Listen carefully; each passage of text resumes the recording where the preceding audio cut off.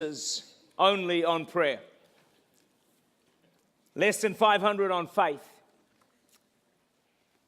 Yet mentions money 2,085 times. You've got to wonder, don't you, like, God, is there something else you could talk about occasionally? Like, Lord, do you have a problem with money that you have to talk about it all the time? 4 times more than faith, 4 times more than prayer? God, what's the deal here? Well, I decided this morning I want to be like God. And I want to speak about money again. And because if Jesus speaks about it so much, I want to be like him. Who reckons that's a good thing? Yeah, I do. So, hey, look, I've bought some more money. So this time, though, what I did is, last week you might have noticed I had some 50s, but a number of people saw it and fainted. Like they were overwhelmed by it. So I thought, I can't do that again. So I just cut it back to 20s because I think most of us can handle this. And I'm actually going to give some of these away a little bit later on. So if you've got $500, if you give me 500, I'm going to give you 20. Now, we'll work a deal for you later on, all right? So it'll be an Indian deal, though. You can be sure of that. But why does God speak so much about money? I mean, why? I mean, you've got to ask him, God, why do you go on and on and on about this stuff? Well, there's 2 real reasons, 2 major reasons for this. The first one is you cannot serve God and money. Yeah, right. The Bible is really clear. You can't love the feel of this. I can see some of your eyes are watering already, your mouths are. You just want to get, you can't love this stuff, and serve God as well. Now, you may be generous, but you can still love this stuff. So you just got to be really careful. It's a heart issue. So you can't love this and serve God, okay? That's number one. The Bible's very clear on this. You can't serve God and mammon. But secondly, we're going to throw up a verse for you right now. Luke 16 and verse 1 says, if you've not been trustworthy in handling worldly wealth, who will trust you with true riches? You see, handling money right is a vital key to God's blessing upon your life.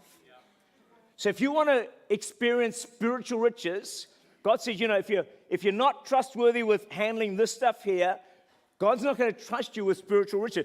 What are spiritual riches? Presence of God, God's anointing upon your life, the gifts of God, the peace of God, the favor of God, the open heaven of God, breakthrough, answers to prayer, victory, all of those things, miracles, healing. Aren't they spiritual blessings? Well, let's get this clear, folks. It's not messing around here. God is saying, if you don't handle this right, you're shutting the door to spiritual blessing. I know some pastors, I don't do this. When people come to them with a problem, the first question they ask them is, do you tithe? Seriously. They're so convinced that if a person doesn't do that, the chance of them getting blessed is so limited. They say, let's get this sorted out first. So friends, that's why Jesus goes on about this so much. Because it's for your blessing. It's so that you might have an open heaven over your life. God does not need your money. He owns all the money. Do you reckon God's short of $1? Come on, Tak, give me some. I'm short of $50. No, God doesn't need your money. And quite frankly, nor does the church. The reason you need to give is for one reason alone. For your blessing. For your good. So God can do more and more in your life. So we've got to get this one sorted out in our lives. Wealth is like seawater. The more you drink, the thirstier you become. The more money you get, the more you want. It's just a fact of life. And so, especially if there's a love of money in our lives. And the same is true of fame. No fame is enough fame. And that's just a fact of life as well. So, this stuff, it's powerful. Let me tell you how powerful it is. Some people will lie to get more of it. They'll lie to the tax department. They'll lie to social welfare. Some people will steal to get more of it. You know, they'll steal from wherever they can. Steal from the government. Steal from the bank. Don't pay their bills. That's stealing. That's stealing. Hello? Don't pay don't pay their bills or pay months late. Some people, for this, they'll kill. Is that true? Tells you how powerful it is. It's so powerful. That's why we've got to break the hold of this thing in our lives. So let's go to Ephesians 4:28. It gives you 3 levels of handling your finances. Number 1 is let him who stole steal no longer. So level 1 is you steal to get. I trust there's no one like that here, but there possibly is. Level 2 is, but rather let him labor, working with his hands what is good. So you work to get. Okay? First one is level 1, steal to get. Well, most of us are at level 2, I'm sure. We work to get. But there's a third level, that they may have something good to give to him who has need. So level 3 is you work to get in order to give. Now, the pressure of the world forces most people and most Christians to live at level 2. We work to get. And if we get enough, yippee-doo, we're satisfied. But God in his word pushes us relentlessly to level 3. You work to get in order to give. Why does he push you relentlessly in that direction? For your blessing, for your good, for spiritual favor on your life, and open heaven on your life. This is all for you. If you can get this area of your life sorted out, friends, it's a game breaker. It'll change your life forever and for your family as well. But a lot of people never quite get on top of this one. But you can. Now, God does not need your money, as we said. So why does he ask you to give? Obviously, to release the blessing of God on your life.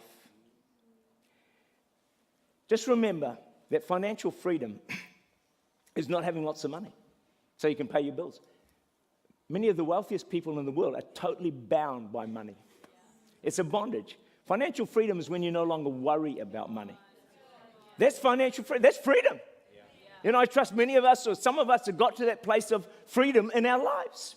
You see, big salaries they're a thing of the day. And a lot of people have a good salary, and there's nothing wrong with that.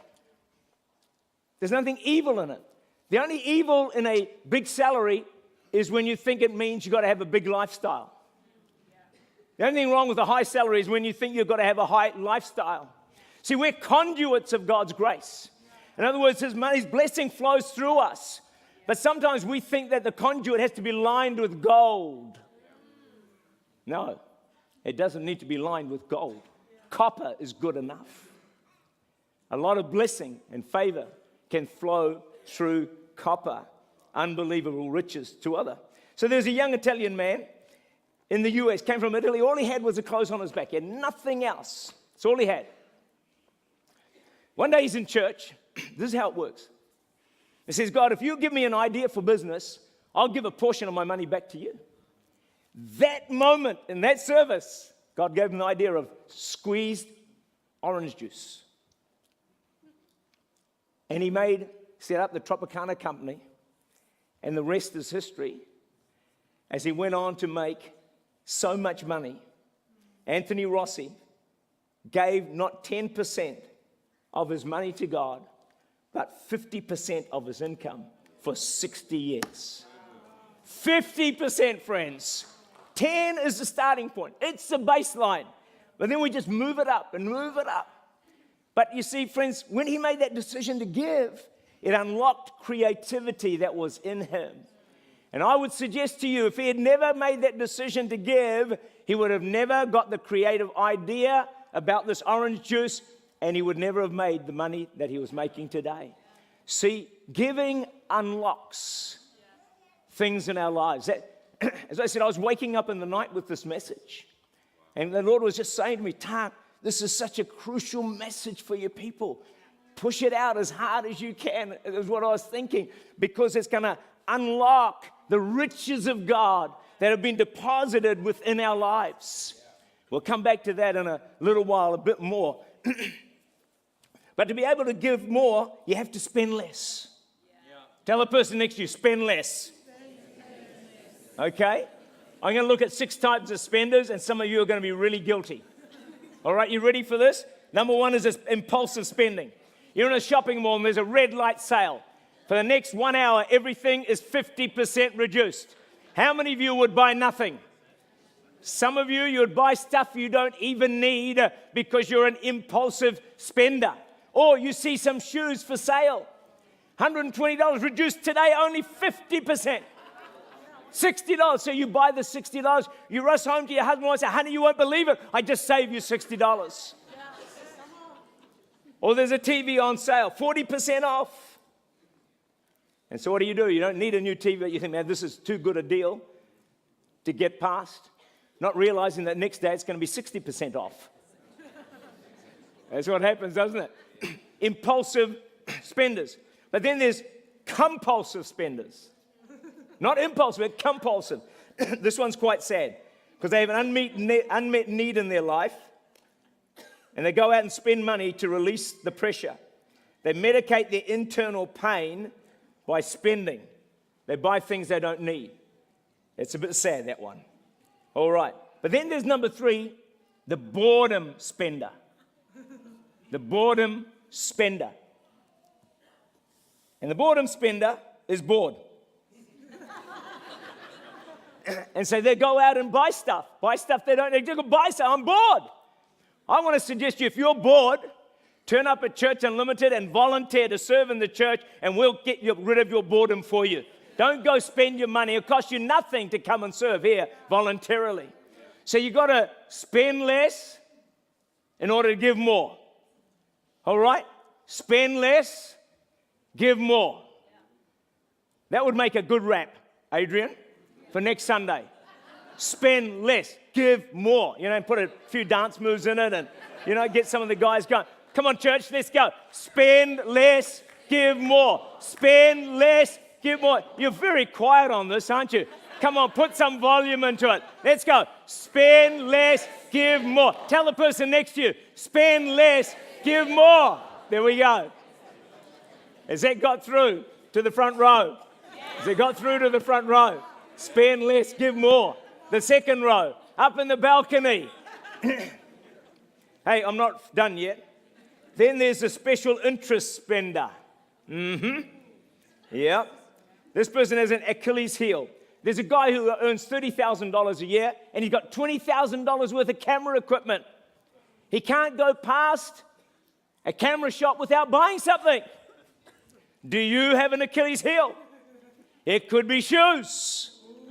Imelda Marcos had 2,000 pairs of shoes.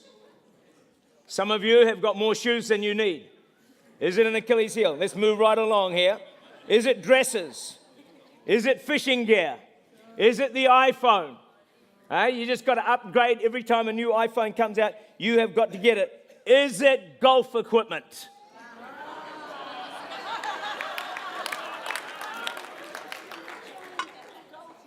You're rude. So rude. Then there's status spenders. They get there into designer clothes. I remember years ago I had this Nike t-shirt. It looked pretty flash. And I went on a holiday and these yuppies, young pups, one of them came up to me and says, that's a fake Nike t-shirt. I ministered to him and visited him in hospital the next day. Rude. It was true, though. It was fake. I wouldn't know. Designer clothes. No one knows. No one knows you've got a designer clothes on. What's the deal? Except for others who have designer clothes, and they're probably not in this church. Anyway, moving on. Well, they could be. Let's not be rude. So make your decision. Here's a decision I want you to make today. Your whole peer group can pass you in status, but you're not going to spend your life trying to keep up with them. Forget it, friends. Keep up with Jesus. Don't keep up with your neighbor. Who cares? Who cares what car they drive? Who cares what house they live on? Who cares what size their TV is? How much treasure have they got in heaven? That's all that matters. Who cares? Spend less. Save more. Give more. Spend less. Give more. We can all do that.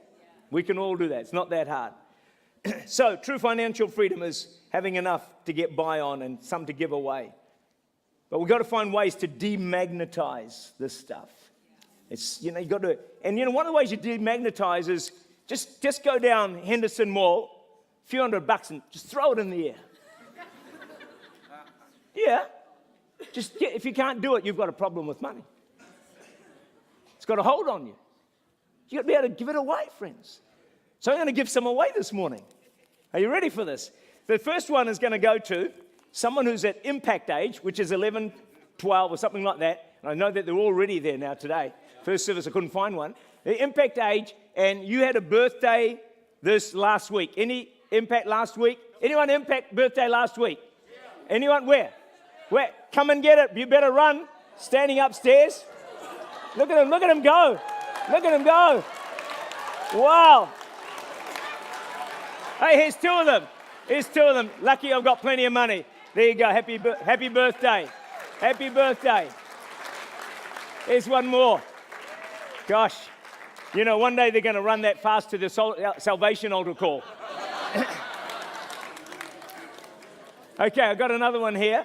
And it's someone who last week had a wedding anniversary. Wedding anniversary. There you go. There we go. Come on. Come on. Come and get it. Fantastic. Oh, two of you. Two wedding anniversaries. Man, has someone got some more money for me here?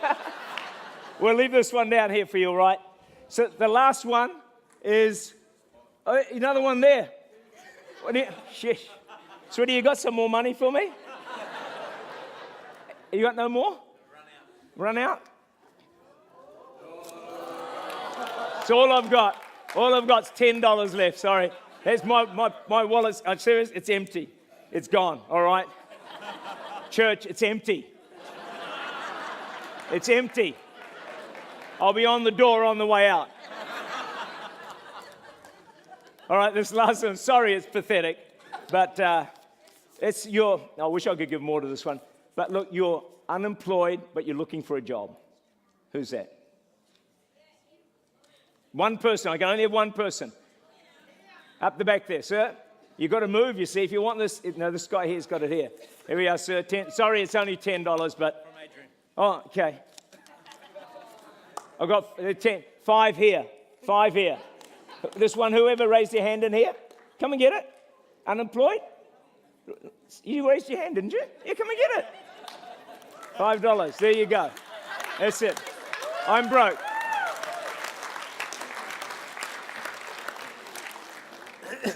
I've never had more response in a service.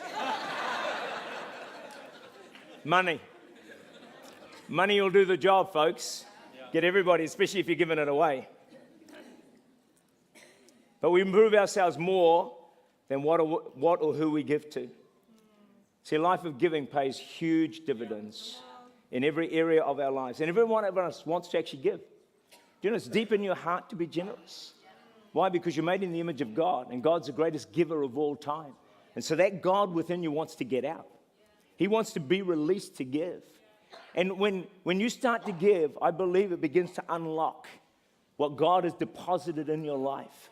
There are seeds of greatness within you.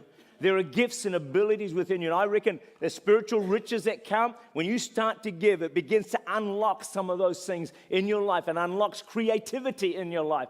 And it's a key to emotional well-being and emotional health. Giving is one of the single greatest keys to the favor of God in your life. Acts 20 verse 15, it's more blessed to give than to receive, because it does so much. It releases, it can release health in your life. You discover who you are.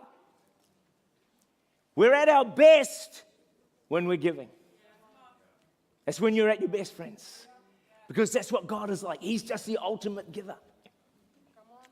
I've been a Christian a long time. Over 40 years now. Saved when I was 3. He's so rude, this church. But in all those years, let's take 40 years. In 40 years, I've not missed one tithe. I've not missed one tithe. And I've given generously beyond the tithe, pretty much from the very beginning.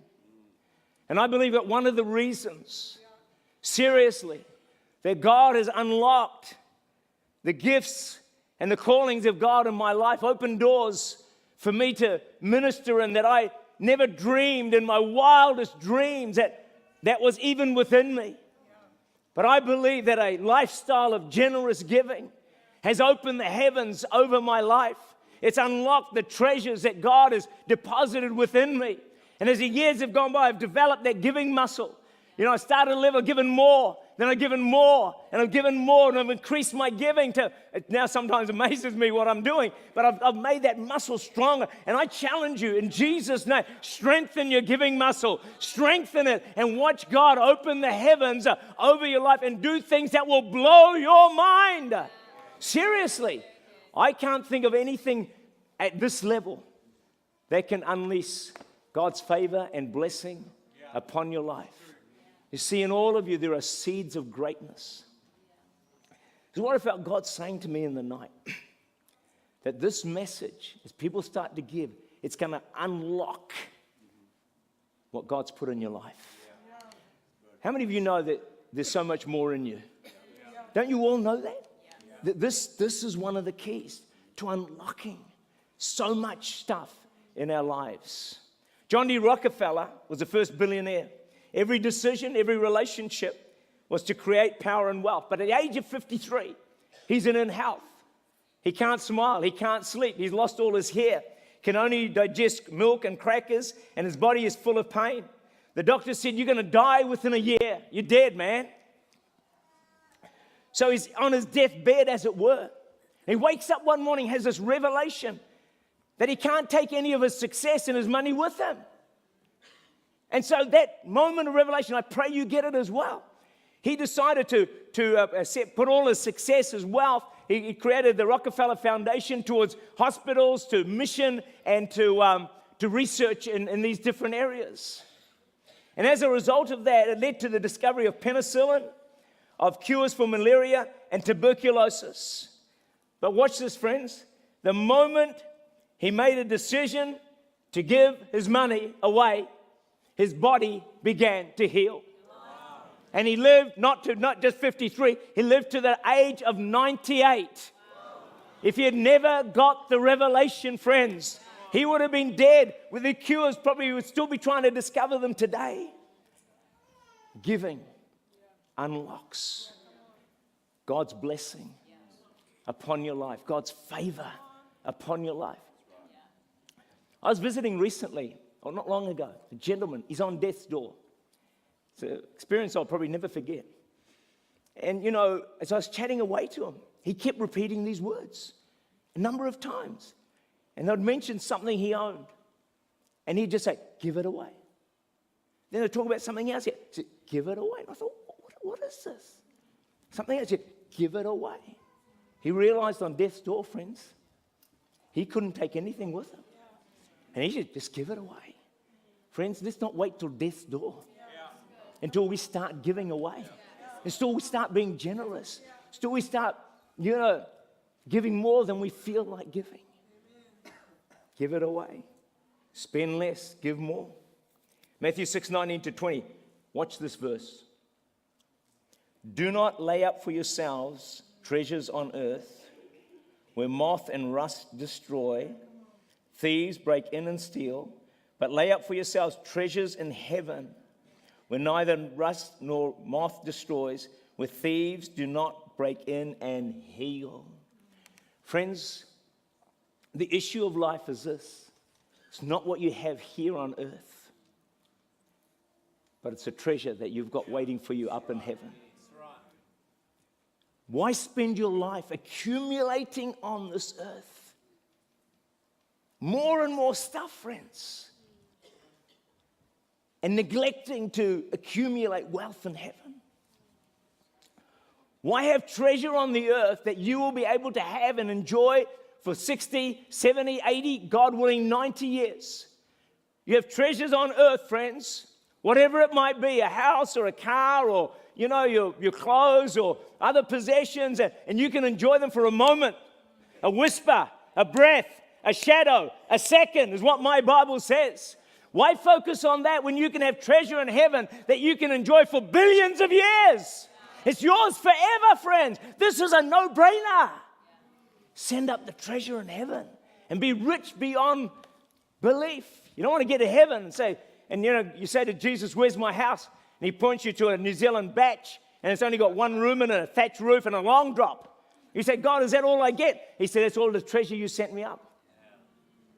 It's going to happen to some people, friends.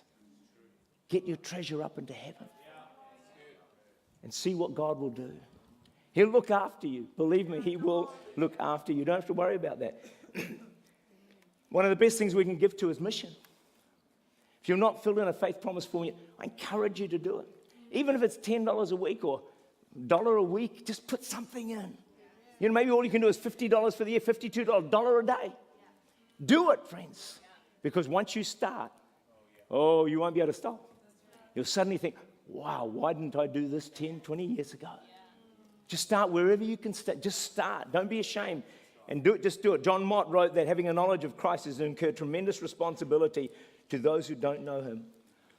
When we know Christ, listen, friends, we have a tremendous responsibility to make him known to others, to make Christ known. I discovered, talk to some people, they've just got no purpose in life. Their life's just so boring. They get up, go to work and, make their way through Auckland gridlock traffic or wherever it might be, have a bad day at the office, come home, have a meal, watch some TV and go to bed and start all over again the next day. Boring, boring, boring. But God's got a life of great purpose for you. He wants you to partner with him in the greatest cause on the planet Earth, and that is to make Jesus known to the entire world, from your neighbor to the ends of the earth. Give to mission and watch God bless your life in tremendous ways. Fill in one of those forms. I'm going to look at 4 motivations to give, or 4 levels of giving. The lowest level is self-interest. Self-interest, the person sees that the church is good for family, good for the kids. Hey, God, I was going to get some money up, but I've got none left. God, here's $20, God. Here's $20 for the church, Keep looking after my kids. Oh, here's $30. It's just self-interest. Bit like the sports club fleas.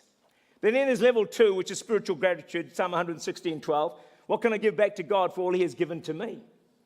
So we're grateful for salvation, for breakthroughs, answers to prayer. And say, oh, God, thank you so much. So, God, here's $30. Here's $50. You give it occasionally, not all the time, just, irregularly. But, God, I'm thankful. Here's a bit of money.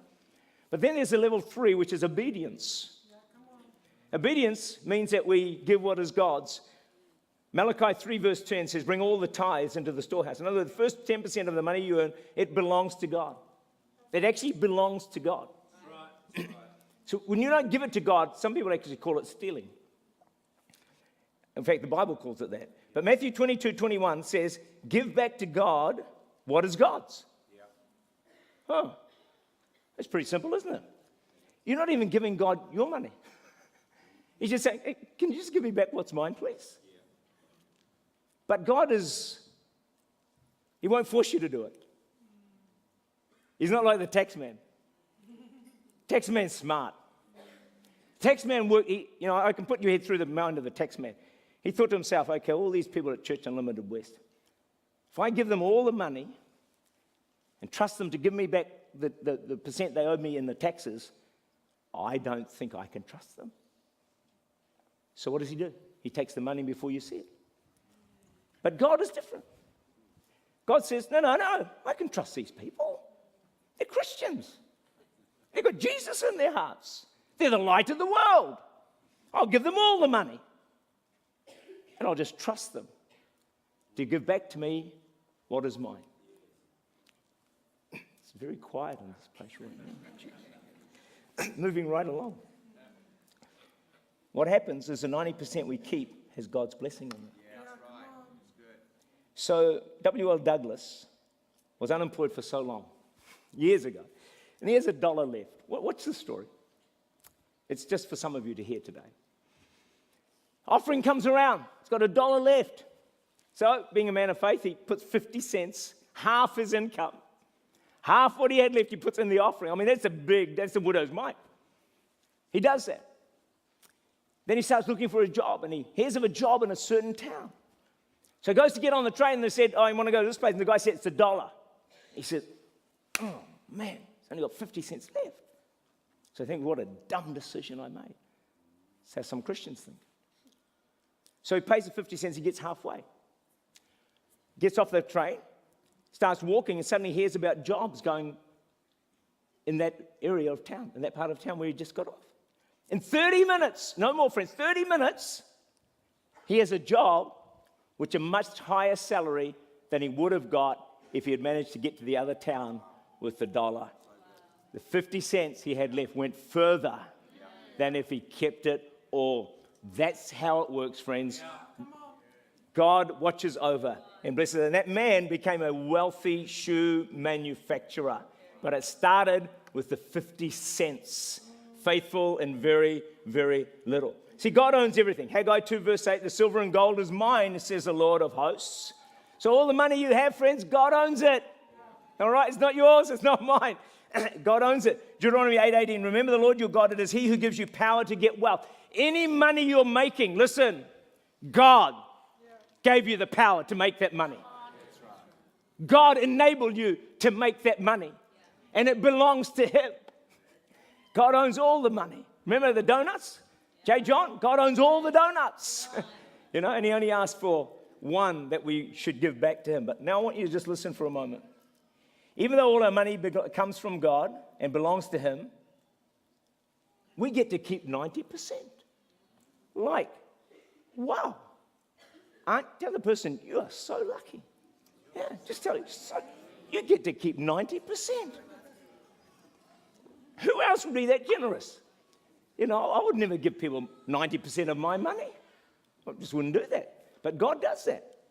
See, possession does not mean ownership. Possession does not mean ownership. You don't own any of your money. God owns it all. That's what the Bible teaches. We might possess, but God owns. Well, we are to faithfully look after his money for him. So listen to this. How we use what God gives us is more important than how much we have. So how we use it is more important than how much we earn. And we got to give it an account. Some people think, I give my God 10%, 15%. Hey, I can do what I like with the rest. No, you can't. You got to give an account and use the rest of it wisely because it belongs to God. He's trusting you to use it in the right ways and use it from you, like you're looking after it for him. So he's just as concerned about how we use the 90% of our income as about the 10% or more that we may give to him. He's just as concerned about both. And so here's my advice to you. With the money you keep after giving to God, before you spend any of it, think and pray. Say, God, does this expenditure have your approval? Does this overseas trip have your approval?